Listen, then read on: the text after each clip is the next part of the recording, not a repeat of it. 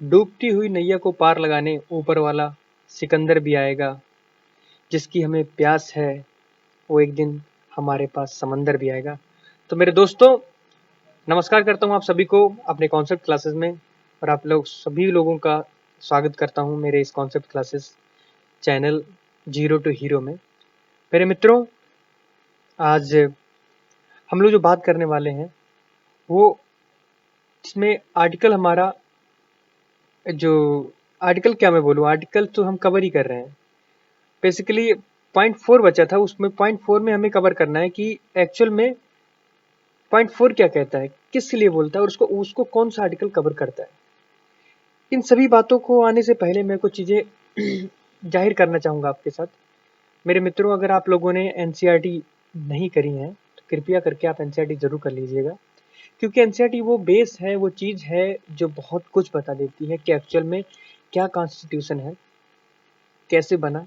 ठीक है, बाकी मैंने आपको कुछ वीडियो रिकमेंड की थी संविधान से रिलेटेड। 10 वीडियो हैं आरएस टीवी पर, ठीक है, मतलब राज्यसभा टीवी पर, जो आज संसद टीवी के नाम से जाना जाता है। उस पर सर्च करिएगा, जरूर मिलेगा। तो बात करता हूँ मैं आज के इस लेक्चर में एवोल्यूशन ऑफ द अनटचेबिलिटी। एक इस लेक्चर में आने से पहले मैं एक छोटी सी कहानी सुनाऊंगा। कहानी क्या है कि एक बार क्या हुआ, मैं एक मूवी देख रहा था। आई थिंक मूवी बहुत ही 1990 की थी शायद, आई थिंक। तो उसमें जो कहानी बताई गई है वो बहुत ही पुरानी कहानी बताई गई है। कहानी क्या थी कि एक ब्राह्मण एक रास्ते से गुजर रहा था, ठीक है, नहा धो के, और वो अपने किसी कार्य के लिए जा रहा था। लेकिन हुआ क्या, उधर से एक दरिद्र, मैं वैसे बोलना नहीं चाहूंगा लेकिन मुझे बोलना पड़ रहा है, दरिद्र दरिद्र गुजरा, और उसके कपड़े का स्पर्श खाली उसके कपड़े से हो गया उस ब्राह्मण के। तो ब्राह्मण ने मालूम क्या बोला, अरे रे रे रे, मुझे तो किसी दरिद्र ने छू लिया, अब तो मुझे तो पाप लगेगा, मेरा तो धर्म भ्रष्ट हो गया, मुझे तो दोबारा नहाना पड़ेगा। तो उसने दोबारा नहाया, मतलब पंचामृत पिया, ठीक है, भगवान की स्तुति की कि मुझे माफ करना, मुझे भगवान माफ कर देना, ये हो गया मेरे साथ, मुझे दरिद्र ने छू लिया, मुझे पवित्र ओम पवित्र हो पवित्र हो पवित्र हो, इतनी बार किया उसने। तो मेरे मित्रों, मैं आज आपको एक बात कहना चाहूंगा कि डॉक्टर बाबा साहेब अम्बेडकर का, बी आर अम्बेडकर जी को है ना, उनको हमें इसलिए याद रखना चाहिए कि उन्होंने जो अधिकार दिए हैं ना, एक्चुअल में जो हमारे कॉन्स्टिट्यूशन मेकर जो रहे हैं ना, उन्होंने जो हमें अधिकार दिए एक्चुअल में वो बहुत ही सराहनीय है। उन्होंने किसी को ऊपर रखा ही नहीं, सबको बराबर लेकर चला।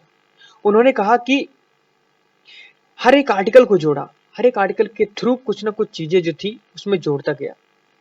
आर्टिकल अगर मैं बात करूं यहाँ पर जो हमारा यानी कि 17 है, वो कहता है कि किसी भी तरीके से कोई भी अनटचेबिलिटी को यानी कि प्रोफेस नहीं करेगा। कोई भी अगर लगता है कि कोई तुम्हें अनटचेबिलिटी तुम्हें यानी कि फील कराता है, या मतलब तुम्हें छुआछूत की तरीके से ट्रीट करता है, या फिर इस प्रैक्टिस को आगे बढ़ाकर चलता है, तो आप क्या कर सकते हो, उसे कोर्ट में अराइज कर सकते हो आर्टिकल 17 के अकॉर्डिंग।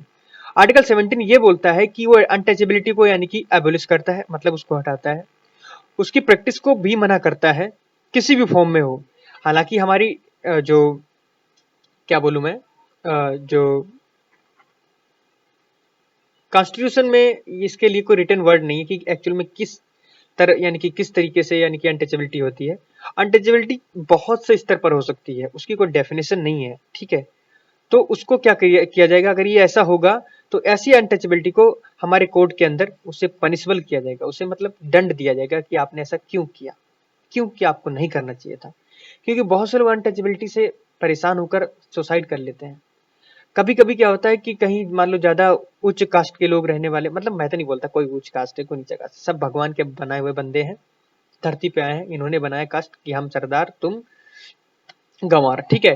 मेरा कहने का मतलब सरदार वो नहीं है, सरदार का मतलब यहाँ पर ये है कि मैं ऊंचा हूं तुम नीचे हो, तो तुम नीचे दबकर रहो, मैं ऊपर हूं तो मैं ही रहूंगा, मैं सर्वे सर्व हूं, ऐसा कुछ भी नहीं है। कॉन्स्टिट्यूशन कहता है चाहे फकीर आए चाहे मेरे पास अमीर आए, मैं दोनों को बराबर अधिकार दूंगा। सिमिलरली आपने सुप्रीम कोर्ट में ये देखा होगा, एक वहां पर न्याय की देवी होती है जिसकी आंखों के आगे पट्टी बंधी होती है, और उसका न्याय क्या होता है, उनकी बातों को सुनता है और उसको निर्णय कर देता है, जो जिसका निर्णय जिसका यानी कि निर्णय होता है, ठीक है, उसका पलड़ा भारी पड़ जाता है। तो वो कभी नहीं देखती कि तुम मेरे सामने अमीर हो या गरीब हो, सिंपल, वहां पर भी अनटचेबिलिटी को यानी कि इक्वलिटी ऑफ स्टेटस के लिए माना जाता है।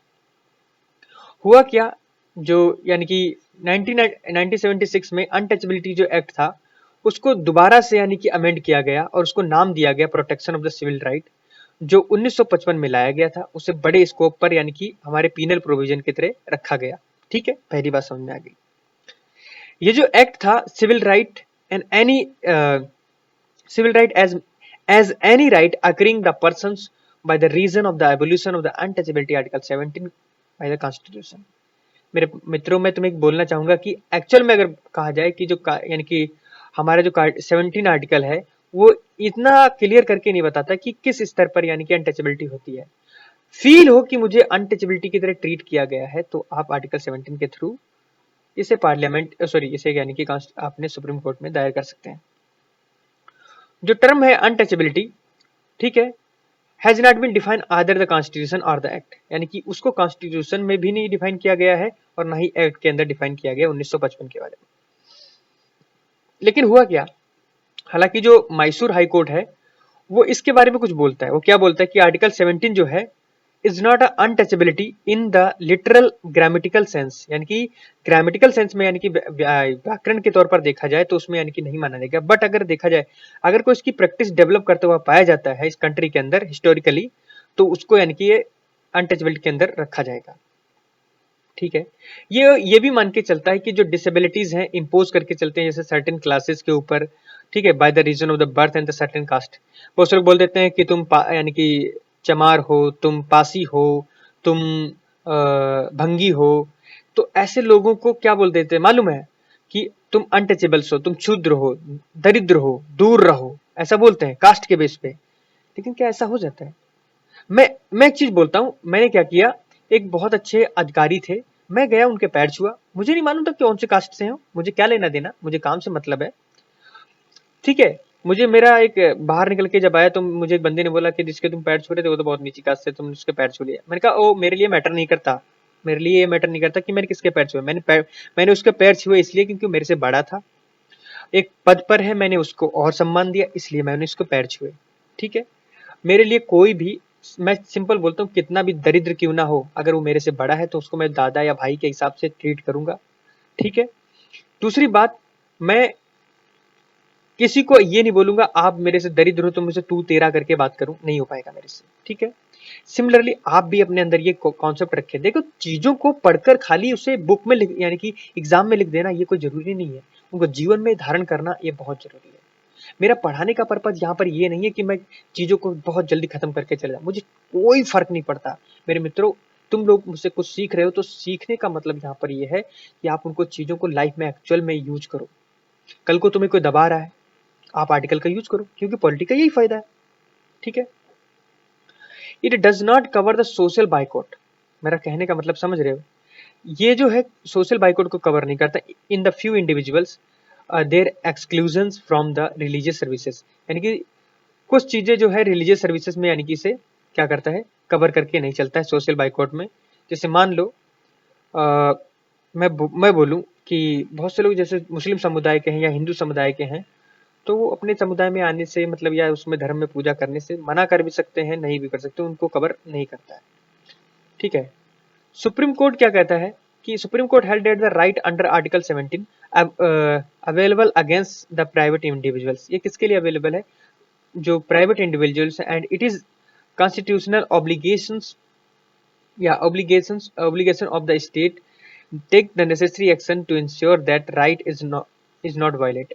कहने का मतलब यहाँ पर यह जो सुप्रीम कोर्ट है ये कहता है कि सब कुछ ठीक है, अगर ऐसा पाया जाता है कि किसी को आपने यानी कि अनटचेबिलिटी की तरह ट्रीट किया है तो उसके अगेंस्ट यानी कि उसे एक्शन लिया जाएगा। और ठीक है, राइट को अगर वायलेट किया है उसके अगेंस्ट भी यानी जो हमारी जो स्टेट है, स्टेट मैंने स्टेट की डेफिनेशन पहले बता चुका हूँ, बार बार बोल रहा हूँ, स्टेट को एक बार समझ लीजिएगा, स्टेट जरूर एक्शन लेगी।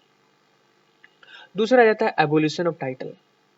टाइटल का मतलब ये आ जाता है कि मतलब मैं अगर तुम्हें बोलूं, कोई बोले कि मैं यहाँ का राजा हूँ, मैं यहाँ का महाराज हूँ, मैं यहाँ का सेनापति हूँ, तो मेरे मित्रों कॉन्स्टिट्यूशन में ऐसा कुछ भी नहीं रखा गया। उन्होंने कहा कि नहीं, कोई भी टाइटल नहीं चलेंगे। जितने भी राजा हैं यानी कि 500 को 595 या 576 कुछ रियासतें थी, मुझे याद नहीं एक्चुअल में। ठीक है।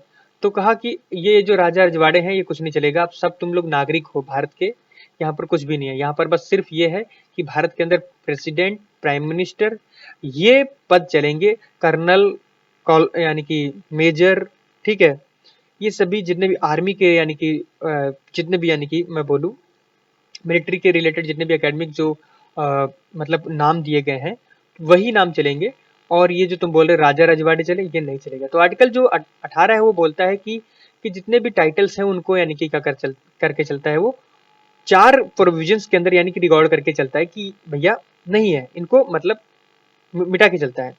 दूसरी बात, ये प्रोहिबिट करता है क्या, for the state from the confirming any title. कहने का मतलब यहाँ पर ये है कि वो जो टाइटल मैंने बताया राजा रजवाड़े वाले उनको तो हटा देता है, लेकिन कुछ ऐसे टाइटल हैं जिनको नहीं हटा सकते। जैसे हम बोलते हैं अगर कर्नल है तो कर्नल ही बोलेंगे, अगर मेजर है तो मेजर ही बोलेंगे। मिलिट्री के अंदर जितने भी यानी कि जैसे लेफ्टिनेंट जनरल, लेफ्टिनेंट कर्नल, ठीक है, तो उस तरीके के एकेडमिक्स को हम लोग यानी कि मानकर चलेंगे, उनको टाइटल दिया ही जाएगा, ठीक है। On any body whether the citizen और द फॉरनर, किसी भी बॉडी में हो तो उसमें ये सारे यानी कि टाइटल्स लागू हैं, बाकी को एबलिश करके चलता है, ठीक है। दूसरी बात, ये प्रोहिबिट करता है सिटीजन ऑफ इंडिया को फ्रॉम एक्सेप्ट करने के लिए, मतलब किसी भी गिफ्ट को लेने के लिए from the any title from the foreign state. मतलब जो फॉरेन स्टेट मतलब विदेश से कोई भी अगर मान लो आपको कोई उपाधि दी जा रही है तो आपको प्रोहिबिट किया जाएगा, मतलब इंडिया के द्वारा, ठीक है, नहीं ले सकते आप। दूसरी बात, जो अ फॉरेनर कोई भी यानी कि फॉरेनर है जो holding any office of the profit at the trust under the state can not accept any title. हमारे स्टेट के अंदर कोई भी यानी कि प्रॉफिट वाला पद पर काम कर रहा है, मतलब सैलरी बेस पे काम कर रहा है या किसी तरीके से काम कर रहा है, अगर उसे कोई यानी कि गिफ्ट मिलता है, ठीक है, फॉरेन स्टेट से, विदाउट वो तब तक नहीं ले सकता जब तक उससे हमें हमारे प्रेसिडेंट से कंसल्ट नहीं करना होगा। अगर प्रेसिडेंट कह देते हैं कि हाँ मेरा कंसेंट है कि तुम ले सकते हो, तो वो अपना यानी कि प्रॉफिट ले सकता है, मतलब उसको उस टाइटल को ले सकता है।